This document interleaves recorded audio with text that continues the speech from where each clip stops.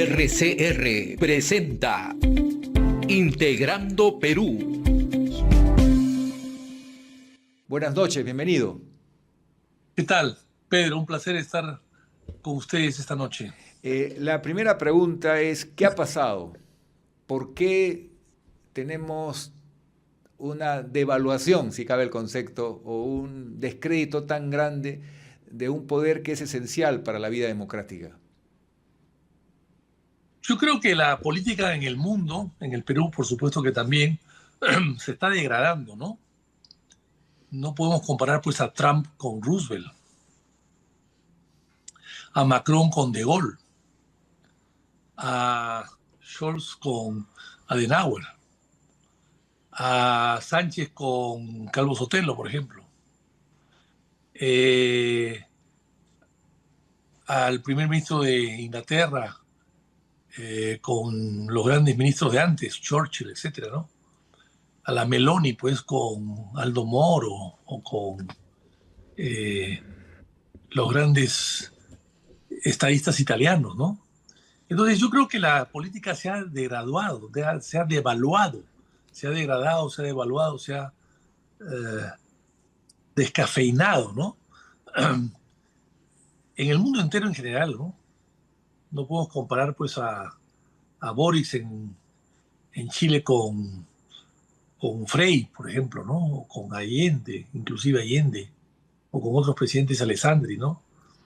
Inclusive en Argentina con Irigoyen, ¿no? El actual presidente. Entonces, yo creo que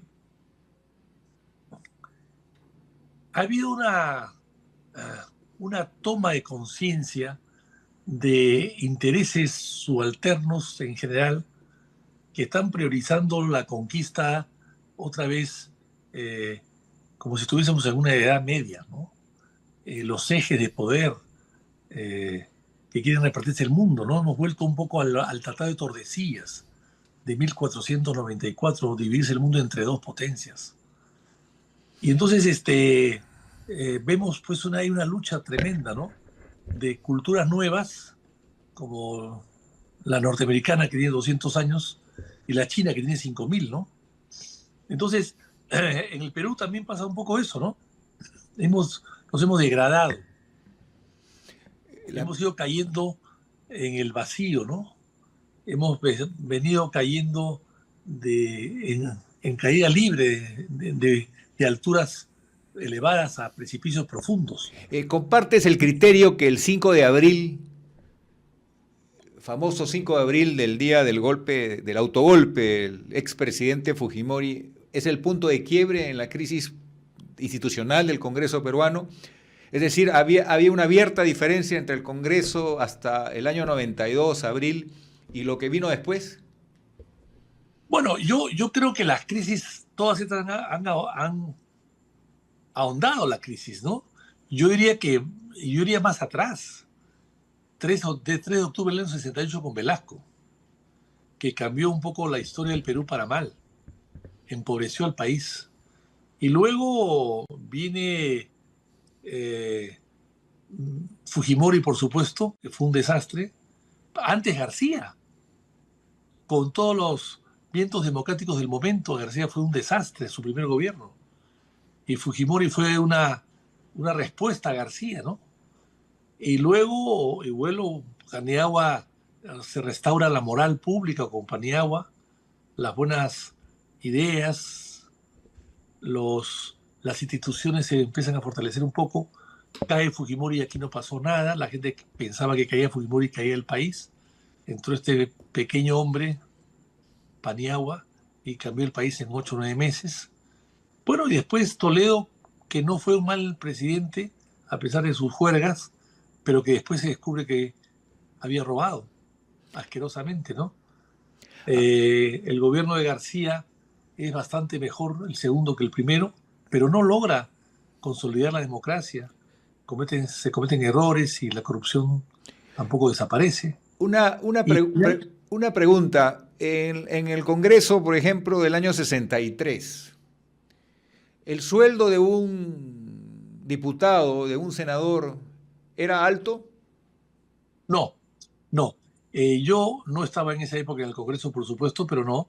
Hasta los años 60 o 50, el Congreso no tenía sueldos. Eran viáticos los que la gente recibía. Eran viáticos, se les daba una asignación para vivir en Lima y se le daba un leguaje, o sea, un kilometraje. Tú vivías en Tumbes, te daban más kilometraje, te pagaban más los kilómetros que el que vivía pues en Huacho, ¿no? Por la distancia. Pero después se establece un sueldo, pero mínimo. Mi sueldo como diputado el año 85 ha sido $200 mensuales. O sea, 200 el dólares. sueldo no hace al congresista más calificado. No, no. Pero claro, tampoco se le puede dejar de pagar, ¿no? Porque si no, tendría que ser solamente los ricos diputados y senadores, ¿no? Pero sí es algo decoroso, debe ser algo decoroso, pero nadie iba al Congreso a ganar dinero, a hacerse rico, sino a trabajar por el pueblo con una remuneración muy adecuada. Pero en los años 80, el presidente de la República ganaba $250 y el congresista 200, los máximos sueldos del país. Ahora pues no se sabe cuánto gana. Cualquier persona gana más que un presidente de la República en el Perú. Cualquier funcionario público gana más que un congresista en el Perú. Entonces, ha habido pues un maltrato en ese sentido, pero por otro lado, el Congreso se ha hecho lo suyo. Hay 5.000 trabajadores, hay 35 personas por curul, lo cual es inédito en el mundo. Entonces, claro, ellos ganan bien, no ganan como antes, como, digamos, su sueldo no ha subido en el ritmo de la inflación, es cierto, pero sí han subido los mochasueldos, han subido las personas a tu disposición a las cuales le mochas el sueldo. O sea, Me, por vía indirecta se están compensando los congresistas de la, entre comillas, falta de subida de sueldo. Me decía un profesor de Derecho Constitucional que existe en el Perú hoy gente con méritos académicos, con adecuadas condiciones para ser respetables congresistas, pero que el problema está en el mecanismo, cómo se elige a las personas que luego están en las listas y finalmente terminan siendo parlamentarios. ¿Esto es cierto? ¿El problema está en los procedimientos? Eso es cierto en todas partes. El Perú es 70% informal. ¿Qué cosa queremos? ¿Qué cosa sale de la informalidad? Los talentos, el orden, la disciplina, la moral, los valores. No, con excepciones, por supuesto, pero generalmente no. Entonces, si el 70% del país es informal, ¿qué cosa pidamos? ¿Que ese 70% informal nombre a un gobierno formal? Pero si ¿A un hablamos de formal? informalidad, estamos hablando de que haya personas que en función a aportes económicos, por ejemplo, accedan a una posición en una lista. Bueno, lamentablemente es así. Eh, los partidos se han convertido en brindis de alquiler, ¿no? Partidos, muy pocos, los de antes, pero los actuales, 50 partidos, nadie sabe diferenciar de los 50 partidos cuál es su ideología de los 49 restantes. Todos son parecidos. Son partidos sin ideología, sin ideas. Son partidos que son grupos de amigos que se reúnen para poder asaltar el poder, en muchos de los casos. Yo recuerdo haber leído grandes elogios lo robusto de los partidos políticos peruanos antes del año 92, en el sentido de que durante buena parte del siglo XX en América Latina los partidos políticos en el Perú mostraban una fortaleza que hoy no existe. Como que el Perú, de estar en el quintil superior de América Latina, ha pasado a los últimos lugares. Es decir, hay un aporte peruano a la crisis. Total, los partidos políticos antes serían cierto tipo de corriente, ¿no? Y claro, la gente se quejaba un poco de eso, ¿no? Nosotros en Acción Popular, por ejemplo, nunca hemos tenido corriente alguna y nos hemos dedicado siempre a, a las ideas nuestras, a recoger nuestras ideas o a hackear nuestras ideas. Pero el APRA, los partidos de izquierda, la democracia cristiana, etcétera, fueron partidos que se cobijaron en corrientes internacionales y trajeron ideas interesantes, muy nuevas. Eh, el Partido Comunista dependía, pues sabíamos, de Pekín o de Moscú en ese momento, pero había la socialdemocracia, los socialistas, partido de derecha, el Popular Cristiano, el, el partido, la Unión Cívica Radical, ¿no? En fin, había una serie de partidos que tenían sus corrientes, pero estaba un poco ordenada la geografía política del mundo. Hoy día no hay nada de eso. Hoy día son espontáneos Otro hecho prácticamente. singular es que cuando ingresa al Parlamento Acción Popular tenía una bancada muy joven. Y el hecho de que sea joven no le quitaba mérito en la calidad de sus representantes. Es decir, no puede ser que el Perú haya cambiado tanto. Es Bueno, decir, es que los partidos eran escuela de formación, ya no lo son. Ahora es una escuela de asalto, no de formación. Entonces antes eran una escuela de formación, había profesores, había cursos, había seminarios, había conferencias. Era una escuelita política y la gente se formaba. El primer gobierno del presidente Belaúnde, por ejemplo, todos los provincianos llegaron a Lima y fueron ministros a los 28 años, 27 años. Paniagua, Silva Ruete, Pestana, Velarde Aspíllaga, eh, eh, Rodríguez Mariate, Sandro Mariate, Gastón Acurio. Todos eran muy jóvenes, no tenían 30 años y ya eran ministros. Se pero habían ido llama la formando. atención que en ese grupo humano que destacó no era una excepción. Había existido en anteriores parlamentos también gente muy destacada. Estamos hablando, por ejemplo, el año 31 está Víctor Andrés Belaúnde también. Estamos hablando de Luis Alberto Sánchez. Estamos hablando de que el Perú se distinguía por haber tenido gente muy brillante en sus distintos parlamentos. Bueno, esa constitución o constituyente del 33 era de gente muy brillante, muy brillante. Yo creo que la constitución más brillante del Perú fue esa. Sin embargo, es una constitución que duró muy poco. En el año 68 vino Velasco y la sepultó. La constitución del año 69 fue inferior a la del 33, pero también no había gente valiosa. Del Prado, Ramírez del Villar, Cornejo Chávez, Bedoya Reyes, Aarón Brumenchaca. En fin, había gente valiosa. A, a Polar Ugarteche, Mario Polar Ugarteche.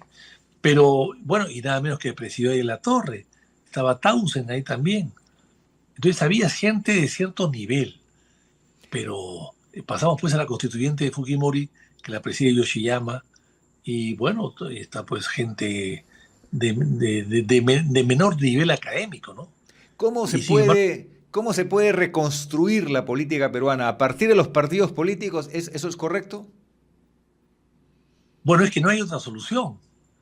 Este, la política, la democracia se hace a través de los partidos, si no sería un caos. Antes los gobiernos o la política se hacía a través de la iglesia o del ejército. Ahora se tiene que hacer a través de los partidos porque somos un país democrático. Pero mientras los partidos no sean fuertes y poderosos y bien preparados, la democracia tendrá que estar a la deriva como está hoy día, ¿no? Con poca calidad. Las reglas de juego que se han aprobado para el próximo proceso electoral van a ayudar al fortalecimiento institucional o nada que ver. Yo espero que sí. No creo, no creo que sea efectiva la reforma, pero espero que sí, confío en sí, tengo fe en que así será. Pero claro, en política las reglas que funcionan en teoría no funcionan en la práctica y viceversa. Y viceversa. Así que vamos a ver qué pasa. En política se hace camino al andar todo el tiempo.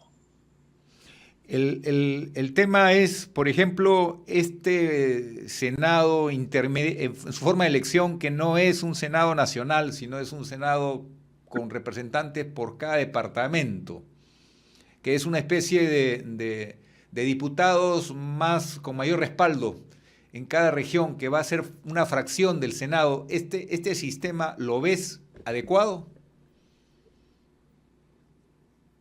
La elección me parece muy complicada. No sé si una vez electos funcione mejor, pero la elección es muy complicada.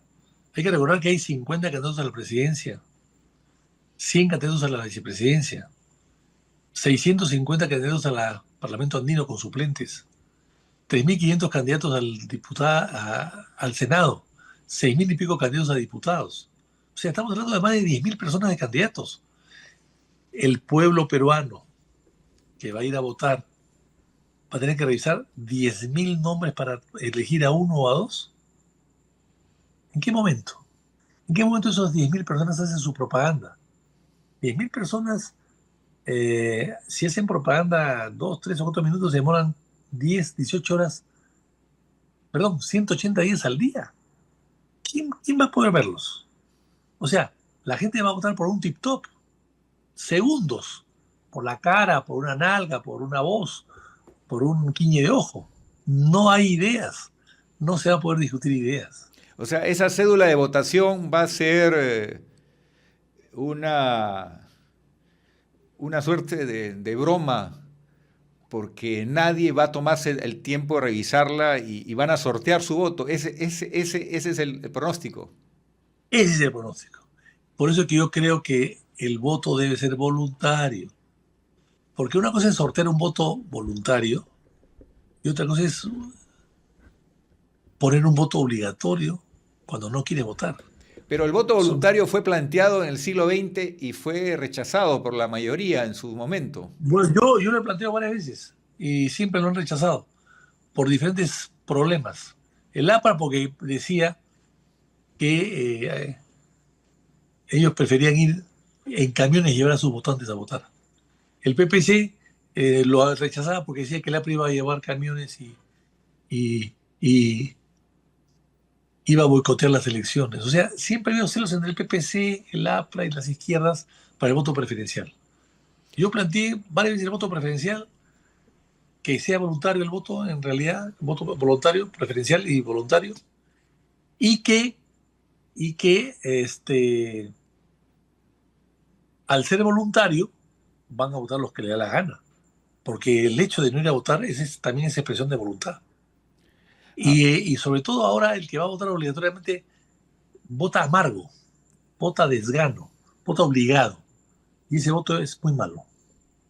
y encima un planillón gigantesco con miles de nombres va a ser un desastre.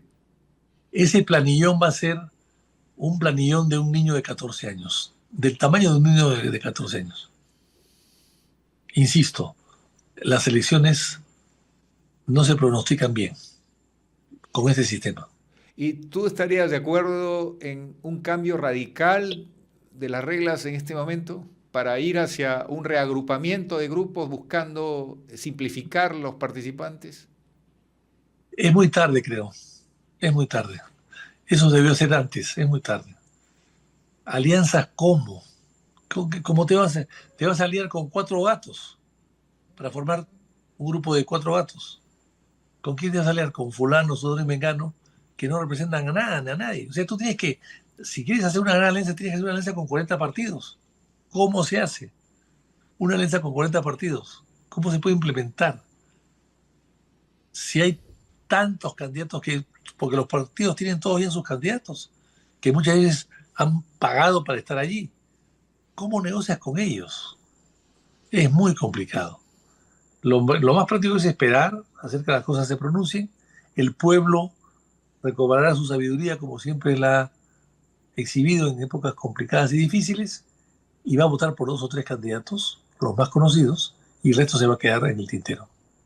Estuve revisando los informes que han salido fuera del Perú sobre pronósticos electorales y me sorprendió encontrar al lado de las candidaturas que ya conocemos a un actor cómico que tiene presencia importante entre los 4 primeros o 5 primeros puestos, que no hay encuesta donde no deja de aparecer su nombre. La gran pregunta es, ¿corremos el riesgo de llegar a una final donde haya un candidato con trayectoria, con formación y al costado un outsider cómico, por ejemplo? Claro que sí. No sería la primera vez. Zelensky en Uruguay, en Ucrania, perdón, ha sido cómico, ¿no? Y también hubo otro presidente cómico en otros países europeos. Así que no me extrañaría. Bueno, y el gran actor Reagan fue presidente de Estados Unidos 2 veces. Así que no me extrañaría que un cómico o un actor llegue a la segunda vuelta. Ahora, el voto es emocional. En el Perú, sí. En el En el Perú mundo. es más emocional que racional. Ahora, el hecho de que el país, por voto de protesta, termine eligiendo al comediante, ¿cómo lo ves ese pronóstico? Bueno, nadie aprende a ser presidente. Se encuentran en la presidencia y ahí recién empiezan a practicar, a aprender. Bueno, y a algunos les sale bien, a otros les sale mal. Yo pensé que Kuczynski sería un buen presidente, fue un pésimo presidente, uno de los hombres más bien formados del país. Fue un Pero, pésimo presidente a nivel de Castillo, que es un ignorante, ¿no? pero ¿tú confiaste en su trayectoria pulcra en el manejo de los recursos públicos? Nunca, nunca. Pero pensé que por lo menos sería un buen presidente, de pocos valores, de mucho lobismo, pero de repente dije, bueno, de repente deja un poco sus malas artes o malas conductas o malas tentaciones o deja un poco sus comisiones y se dedica a trabajar por el Perú porque conocía bastante bien el Perú, pero ni uno ni lo otro. Fue un desastre. Hay Yo creo que una, los grandes males, mejor dicho, los últimos males y grandes del Perú empiezan a mi modo con Kuczynski. Y la torpeza de la gente que lo llevó a Kuczynski. Toda la derecha peruana fujimorista se fue con Kuczynski. Y toda la izquierda antifujimorista se fue con Kuczynski. Y por eso es que ganó por un pelo. El pelo no era de él, por supuesto, pero lo ganó. hay gente Y que fue un critica la estrategia y la forma de desempeño del partido de Fujimorista. ¿Crees que hay una gran diferencia entre el padre y la hija en la capacidad de liderar un movimiento? Pero siempre hay una diferencia entre el padre y los hijos, ¿no? Los hijos no son iguales a los padres nunca, ¿no? No, no, no, no son clones. Fujimori tiene una mochila muy grande y ya desapareció Fujimori, ya se fue. Y la hija es su hija, pero no ha sido gobierno. No ha sido gobierno. Tiene una mochila, evidentemente, un hombre que la aplasta, pero tiene la ventaja de no haber sido gobierno. Han habido hijos de traidores que han gobernado el Perú, como Prado. Pero ¿no crees que en algunos momentos ha sido cogobierno? Bueno, de hecho, sostienen al gobierno. El Fujimori sostiene al gobierno a través del Congreso. A este gobierno y al anterior. Y se tiró a Merino. Se tiró a Merino. Eso la gente se olvida. ¿Cuál es tu Merino, evaluación del comportamiento de esta fuerza política en esos dos periodos que mencionas? falta de experiencia, falta de madurez, falta de ideas, falta de dirigencia mediocre también, porque en vez de ser un partido que ha podido estabilizar el país, ha contribuido a desestabilizarlo por celos personales, rencillas o vendetas, ¿no? Creo que fue un error. Creo que es una bancada errónea. Hay gente valiosa ahí, por supuesto que sí, pero como bancada me parece que han actuado equivocadamente. Vamos a ir a un pequeño corte y volvemos de inmediato para entrar a los temas de los grandes problemas que hoy afrontamos. Gracias. ¿Cuál es tu opinión sobre el rol del Congreso, por ejemplo, frente al problema de falta de seguridad, que es crítico? Este ministro del Interior, ¿por qué tiene la virtud de sobrevivir contra viento y marea a pesar de que la calle cuestiona la falta de seguridad? Porque le da seguridad a ellos, así de simple. Ellos defienden a los que lo defienden, ¿no? Hay una convivencia ahí de intereses, ¿no? Ahora, el Congreso no maneja el orden interno, el Congreso fiscaliza, da leyes, hay demasiadas leyes en el Perú, sobran las leyes. El 70% de las leyes no se cumplen o se cumplen a medias. Y el Congreso no tiene policía, no manda a la policía. El Congreso tiene que apoyar la reforma de la policía, tiene que fiscalizar a la policía, fiscalizar a los ministros, fiscalizar al gobierno y que hagan un buen trabajo y dictar las leyes mínimas indispensables. Pero nada más, no puede hacer nada Pero más. no hay suficiente mérito, por decirlo metafóricamente, en lo que ocurre en el sector interior como para requerir su cambio dentro del rol de fiscalización que tiene el Congreso. Sí, claro que sí, fiscalizar, fiscalizar. ¿Hasta Y dónde no, debe llegar el sicariato? ¿Hasta dónde debe llegar la inseguridad para que se entienda que hay necesidad de un cambio? el tema es el siguiente. La policía está desbordada, la fiscalía está desbordada, el Poder Judicial está desbordado. Oye, entonces es una denuncia por un robo y sabe Dios si la procesa. Se demoran tanto y nadie encuentra a los ladrones. Entonces, hay un desánimo general porque no hay solución a los problemas que están pendientes todos los días. Y lo que tiene que hacer el Congreso es fiscalizar más, meterse más, pero no puede dirigir a la policía, no puede ponerse uniforme y ponerse pistolas. Esa Claro, no es su función. pero el Congreso tiene la capacidad de fiscalizar y tomar acciones correctivas. Exactamente, pero no las toma, no las toma, Hemos llegado al no las, extremo de que se extorsiona a colegios. claro. Pero eso no lo puede evitar el Congreso. Lo que tiene que hacer el Congreso es exigir calidad, formación, doctrina, principios, valores a la fuerza del orden. Eso es lo que tiene que hacer el Congreso. Y ministro que falla, fuera. Hemos visto cómo el señor Sagasti sacó a 18 generales casi sin ningún tipo de responsabilidades que asumir. O sea, estamos destruyendo a la policía. Estamos destruyendo a la policía y tenemos que exigir a la policía limpieza, transparencia y disciplina. Orden, orden.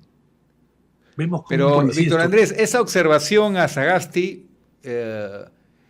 tiene otros antecedentes. O sea, me refiero a que el gobierno de Fujimori e incluso el gobierno aprista sacaron a buena cantidad de generales en su momento, sin expresión de causa. Seguramente, seguramente, pero una cosa no quita la otra. O sea que porque Fujimori lo hizo, Sagasti también lo puede hacer. Sagasti no era dictador, Fujimori fue un dictador. Y el APRA actuó muchas veces matonescamente, además con una historia aprista de lucha contra la policía y las Fuerzas Armadas. Hay una vieja rivalidad del militarismo con el APRA. Entonces son cosas diferentes, pero un gobierno recién entrado con un académico como Sagasti, pues sacar a 18 generales, yo no he visto una cosa igual, ¿ah? Ni siquiera el año 75 cuando la huelga policial se levantó contra Velasco porque un general Ibáñez le había pegado una bofetada a un policía. Pero ni siquiera ahí sacaron a 18 policías. Pero a propósito de eso, se informa que hubo una matanza, nunca se investigó esa matanza. Sí, hablaron de 80 muertos en esa época, pero nunca se supo nada. O sea, me Bueno, refiero a es la a dictadura. quién condenaron por esos hechos. Bueno, era dictadura militar, pues. En esa época las dictaduras tenían el visto bueno de los derechos humanos en el extranjero. No había ONG ni tribunal internacional que los condene. Eran aplaudidos por todos. Ya hoy día eso ha cambiado, por supuesto que sí, ¿no? Pero en todo caso, ha habido problemas policiales de huelga, pero se han solucionado, no votando a 18 generales. Y en todo caso, en el caso del 5 de febrero del 75, con la huelga policial, pues, podía haberse inclusive justificado la salida de 18 generales. Ni siquiera se hizo en ese momento. O sea, yo creo que ha habido un abuso. Ahí ha habido un abuso. Ahora, Tú puedes sacar, ese abuso amerita la sanción política.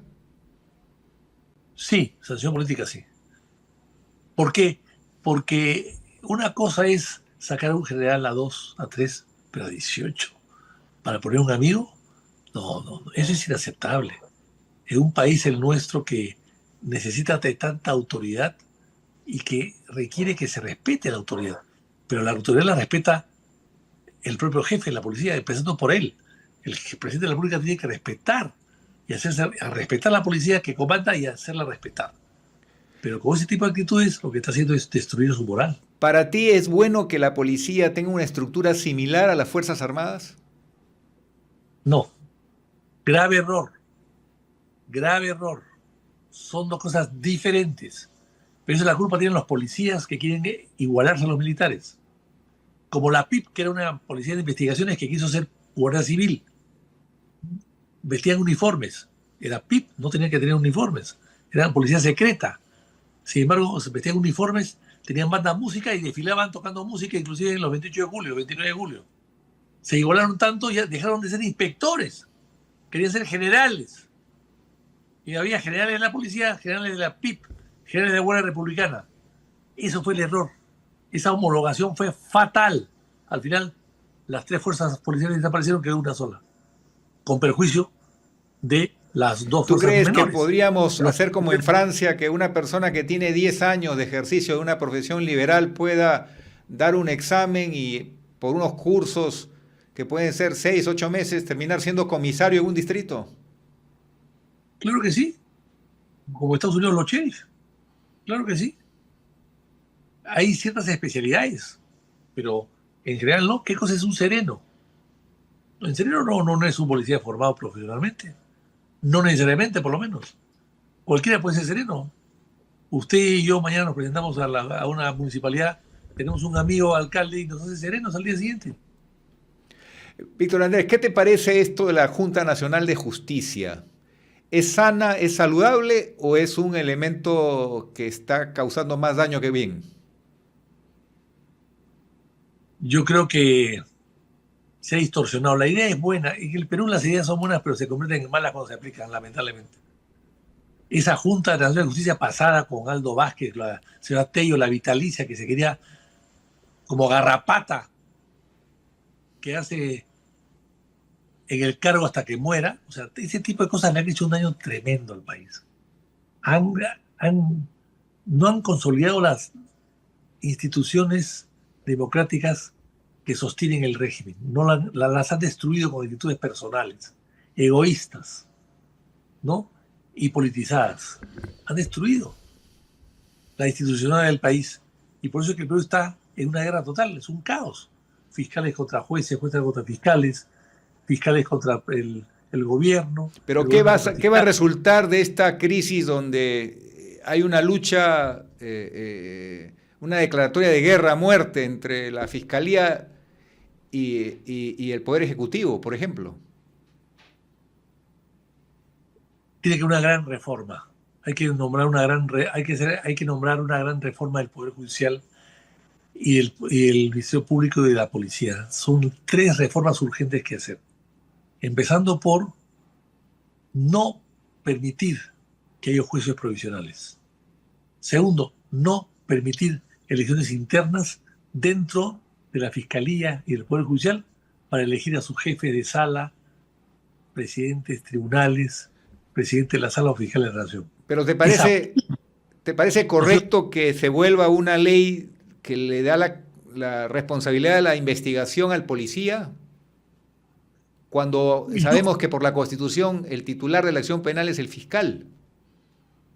Yo creo que ahí tiene que haber algún matiz de por medio, ¿no? Y en todo caso, darle a la Fiscalía la posibilidad de que investiguen, pero darle sus propios elementos, no adicionalmente a la Guardia Civil o a la policía, porque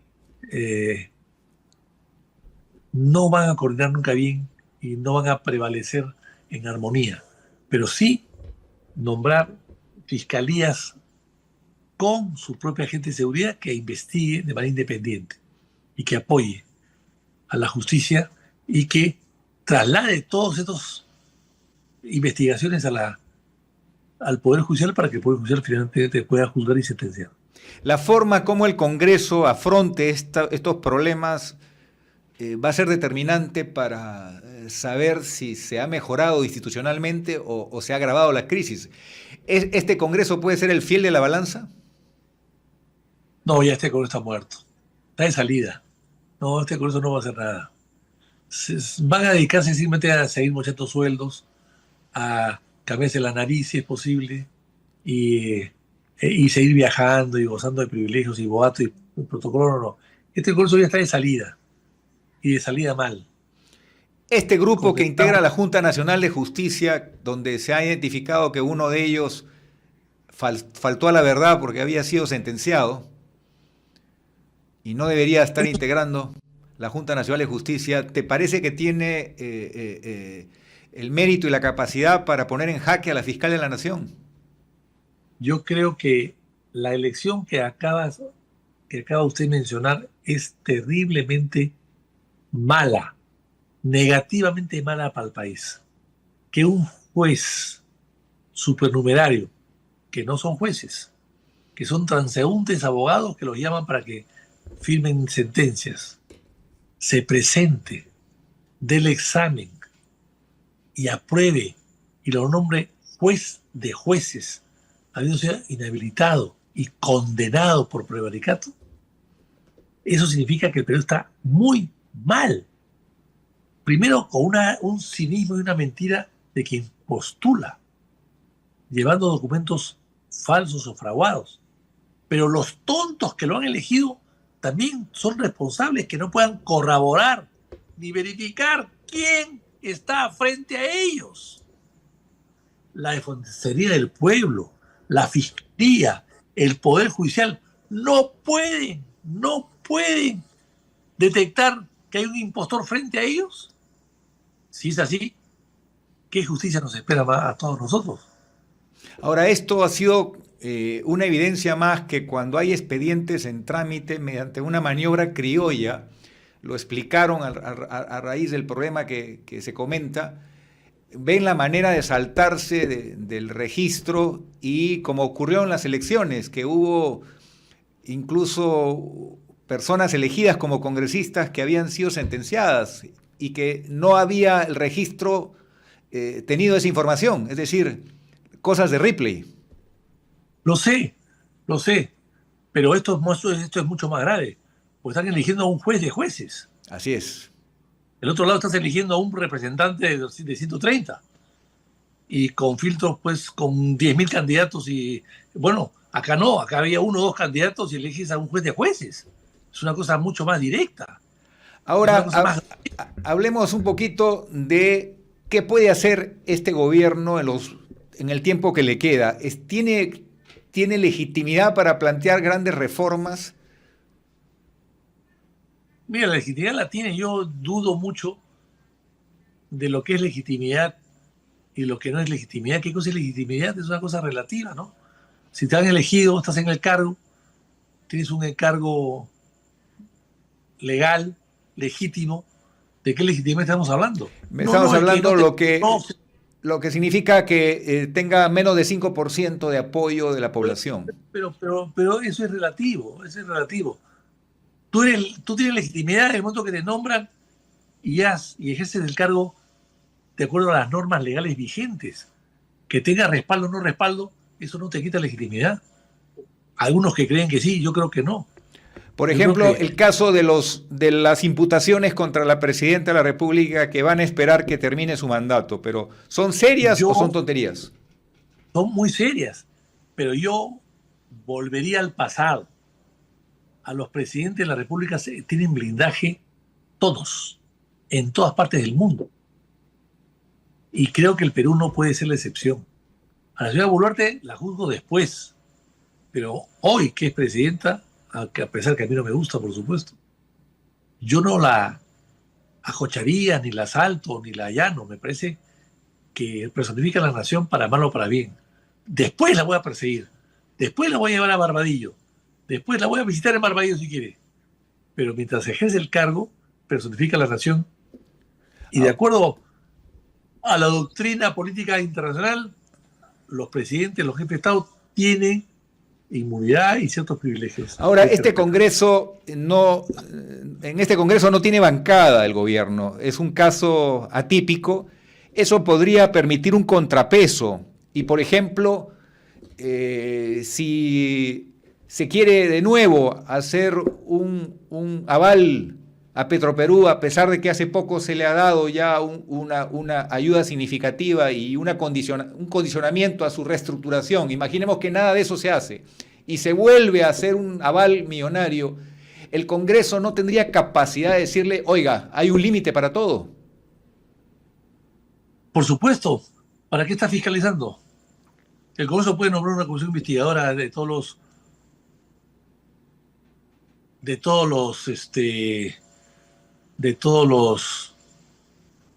las inconductas y irregularidades que existen. Por supuesto que sí. El Congreso lo puede todo, pero lo que pasa es que no quiere hacer nada. Puede acusar al ministro, puede nombrar una comisión investigadora, puede denunciar, puede hacer muchas cosas, pero no lo está haciendo. Se dedican pues a viajar, al boato, al protocolo, al buffet y al mochasueldos. Se han dedicado a eso. Y han perdido la gran oportunidad de hacer una buena fiscalización y ser un contrapeso a los excesos del gobierno. Por la conformación del Congreso, el hecho de que no haya un partido del gobierno, todo lleva a la figura del cogobierno como lo más inteligente, pero con metas, con objetivos, no un cogobierno a la criolla. ¿Qué es lo que tenemos?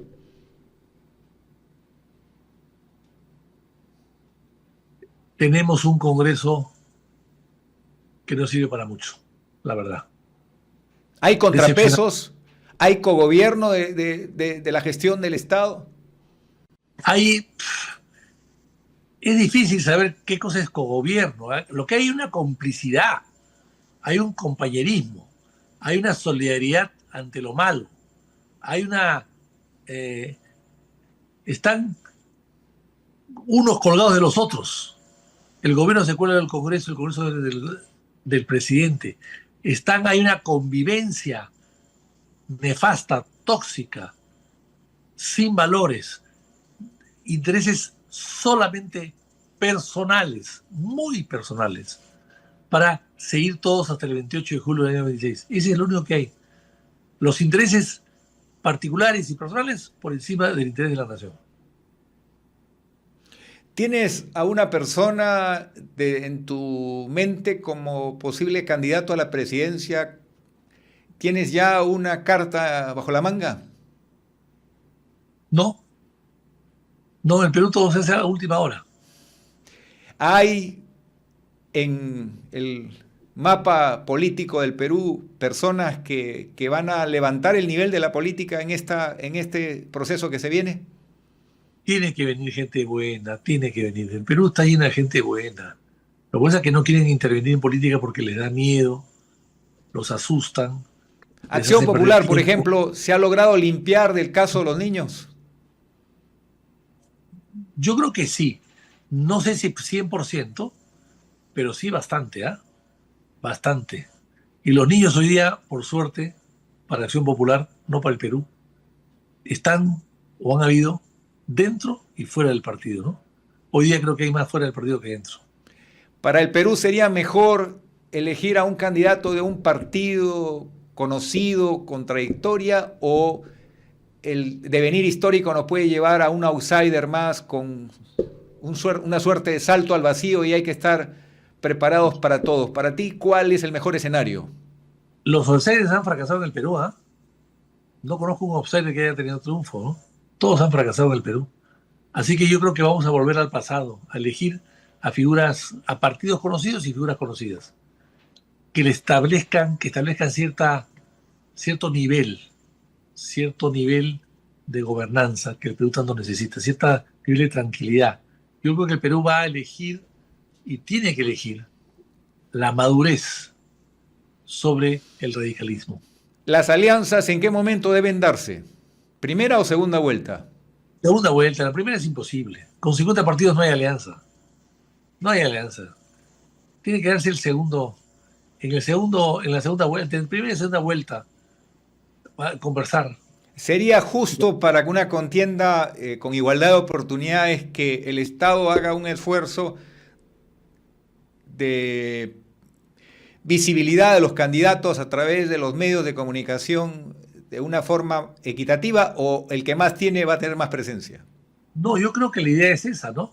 Pero insisto, con 50 partidos, con 10.000 candidatos, ¿qué igualdad puede haber? Igualdad en la nada, igualdad en el tip-top, porque no van a permitir nada más. ¿Cómo? Porque Lo tenemos veo difícil. experiencias de países occidentales donde solamente se puede seguir los canales que el Estado establece para la difusión, pero eso en el Perú ha venido a menos. Ha venido a menos. Pero insisto, como hay tanta gente, al final las exposiciones van a ser muy relativas, muy pequeñas. Nos corremos de nuevo el riesgo de un voto emocional y de último minuto. Lamentablemente sí, muy emocional, de último minuto, y un voto anti algo. Acá votamos más que a favor, en contra. Votamos en contra más que a favor. Y eso es una desgracia nacional si vuelve a suceder. ¿Crees que este gobierno, con sus debilidades, se está apoyando mucho en las Fuerzas Armadas? No, bueno, yo creo que la Fuerza Armada está cumpliendo su labor y la policía también. Están subrogadas al régimen democrático, no les queda alternativa. Fue interesante que la Fuerza Armada no le hiciese caso al golpista de Castillo. Fue tan improvisado, tan torpe, tan bestia, tan poca cosa, que creyó que leyendo un mensaje a la nación era suficiente, y no era suficiente. Le faltó Montesinos. Si Castillo tiene a Montesinos atrás, el golpe estaría Castillo gobernando en este momento. Le faltó Montesinos, tenía a Bessi Chávez. Gran diferencia. Esa es una garantía para el próximo proceso. Yo creo que la Fuerza Armada sabe perfectamente bien después de la experiencia con Montesinos que no está para apoyar a dictaduras, que le hace daños. Algo hicieron con Vizcarra y quedaron muy mal. Algo que hicieron con Vizcarra quedaron muy mal, pero fue una cosa corta. ¿Tú Pero crees el que la trauma de Montesinos, democracia ha sido salvada en los últimos tiempos gracias a una lúcida intervención de las Fuerzas Armadas? Estamos hablando de los últimos acontecimientos. sí, claro. Yo creo que la Fuerza Armada y la policía salvaron al Perú del golpe de Castillo.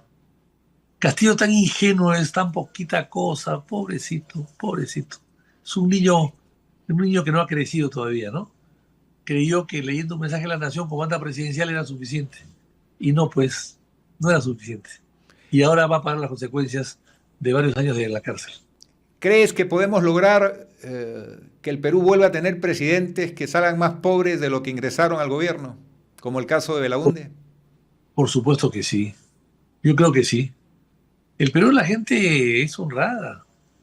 Los no honrados son los menos, aunque son los que más bulla hacen, ¿no? Porque Yo hemos creo que hecho noticia en el mundo como el país que tiene más expresidentes procesados, ¿no? exactamente, exactamente, pero yo creo que esa tendencia se va a revertir. Hemos tenido muchos expresidentes que han muerto sin un centavo, ¿ah? Belaúnde es uno de ellos, Bustamante Rivera es otro de ellos. Pero hay que resaltar la honradez de los jefes de Estado y hablar del ejemplo que eso significa, ¿no? El gran ejemplo que significa dejar a un presidente, tener un presidente en el Perú, que la gente lo recuerde. El otro día estuve con el embajador Baena Suárez de Brasil. Me decía, ¿qué pasa con el Perú que hace 40 años o 50 que el presidente Belaúnde dejó el poder y la gente lo recuerda con mucho cariño, con mucha admiración? Bueno, le dije, es que lo que ha venido después ha sido terrible y la gente valora todavía lo que significó Belaúnde en el Perú. Trabajo, honestidad, vocación de servicio, bienestar nacional. Víctor Andrés, muchas gracias por tu valioso aporte y nos vemos muy pronto. Muchas gracias. Gracias a ustedes. Chao, chao. Integrando Perú.